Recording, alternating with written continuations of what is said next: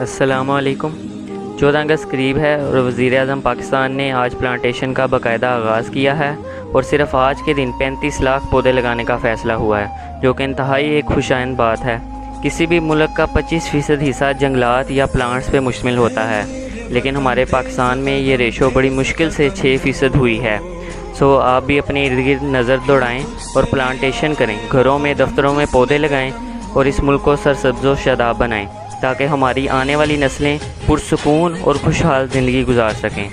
पाकिस्तान जिंदाबाद।